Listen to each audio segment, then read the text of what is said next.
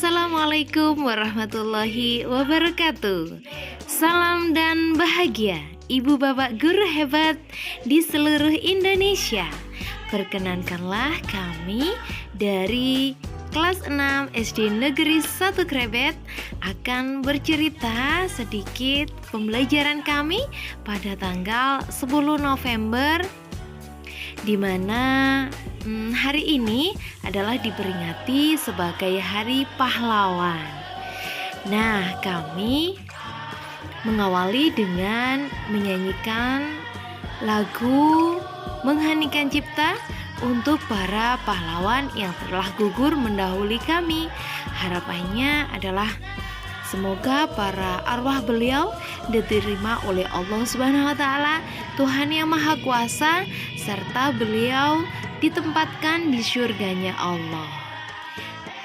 Kami menyanyikan lagu dengan penuh semangat sebagai bentuk rasa hormat kami kepada para pahlawan yang telah berjuang untuk kemerdekaan bangsa Indonesia, sehingga kami saat ini bisa belajar dengan tenang, kemudian belajar dengan happy, kemudian belajar dengan sungguh-sungguh. Semua itu adalah berkat perjuangan para pahlawan yang telah berjuang untuk kemerdekaan Indonesia. Nah, Bapak guru hebat, di sini juga kami berdoa kepada Allah Subhanahu wa taala mengenang para korban tragedi Kanjuruhan dengan cara kami membacakan doa suratul Fatihah. Semoga arwah dan juga para keluarga yang ditinggalkan senantiasa mendapatkan pertolongan dari Allah, kemudian juga kepada para keluarga korban diberikan kesabaran. Nah, kami juga berdoa dengan sungguh-sungguh, semoga Allah Tuhan yang Maha Kuasa senantiasa melindungi kita semuanya. Amin. Nah, Bapak Ibu guru hebat, di sini tepat pada tanggal 10 November diperingati juga sebagai Hari Pahlawan. Nah, Hari Pahlawan adalah hari nasional yang bukan hari libur yang ditetapkan oleh pemerintah Indonesia. Dan hari ini diperingati pada tanggal 10 November di setiap tahunnya di Indonesia. Hari ini untuk memperingati pertempuran Surabaya yang terjadi pada tahun 1945, di mana para tentara dan milisi Indonesia yang pro kemerdekaan melawan tentara Britania Raya dan Belanda yang merupakan bagian dari Revolusi Nasional Indonesia. Hari nasional ini ditetapkan melalui Kepres nomor 316 tahun 1959, tanggal 16 Desember 1959. Nah, pada 10 November pagi, tentara Inggris mulai melancarkan serangan. Pasukan sekutu mendapatkan perlawanan dari pasukan dan milisi Indonesia. Selain Bung Tomo, terdapat pula tokoh-tokoh berpengaruh lain yang menggerakkan rakyat Surabaya.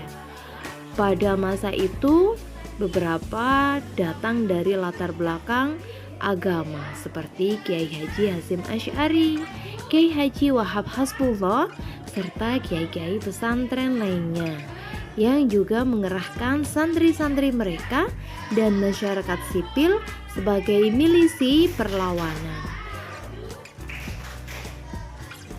sehingga perlawanan pihak Indonesia berlangsung alot dari hari ke hari hingga minggu ke minggu lainnya. Nah, perlawanan rakyat yang pada awalnya dilakukan secara spontan dan tidak terkoordinasi, makin hari makin teratur. Pertempuran ini mencapai waktu sekitar 3 minggu. Nah, Bapak Ibu semuanya, di sini dalam rangka memperingati Hari Pahlawan, kami juga melihat film yakni film Jenderal Sudirman. Nah, kami akan sedikit bercerita tentang Jenderal Besar TNI Anumerta Raden Sudirman. Di sini beliau lahir pada tanggal 24 Januari tahun 1916. Nah, beliau adalah seorang perwira tinggi Indonesia pada masa Revolusi Indonesia. Sebagai Panglima Besar Tentara Nasional Indonesia, pertama, ia adalah sosok yang dihormati di kalangan rakyat Indonesia. Ia terlahir dari pasangan rakyat biasa di Purbalingga. Pada saat itu Hindia Belanda, Sudirman diadopsi oleh pamannya yang seorang priai.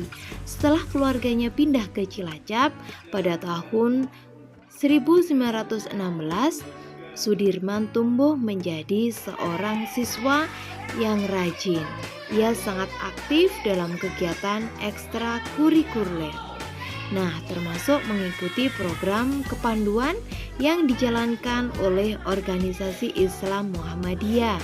Saat di sekolah menengah, Sudirman mulai menunjukkan kemampuannya dalam memimpin dan berorganisasi.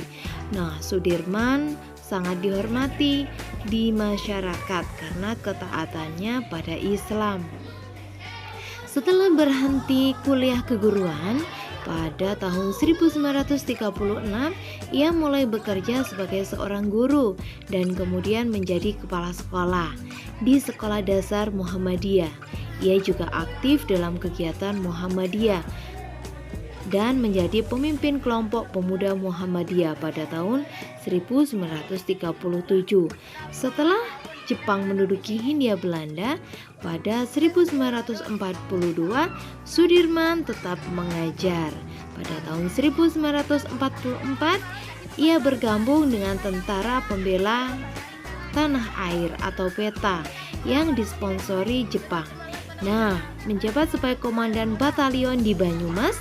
Selama menjabat, Sudirman dan rekannya sesama prajurit melakukan pemberontakan hingga kemudian diasingkan di Bogor. Nah, Indonesia memproklamirkan kemerdekaan pada tanggal 17 Agustus 1945. Sudirman melarikan diri dari pusat penahanan, kemudian pergi ke Jakarta untuk bertemu dengan Presiden Soekarno. Lalu ia ditugaskan untuk mengawasi proses penyerahan diri tentara Jepang di Banyumas yang dilakukan setelah mendirikan divisi lokal Badan Keamanan Rakyat. Nah, itulah sedikit cerita dari pahlawan Jenderal Sudirman. Di sini kami setelah melihat film, kami memberi semangat pada diri sendiri dan teman-teman yang lain. Sampai jumpa.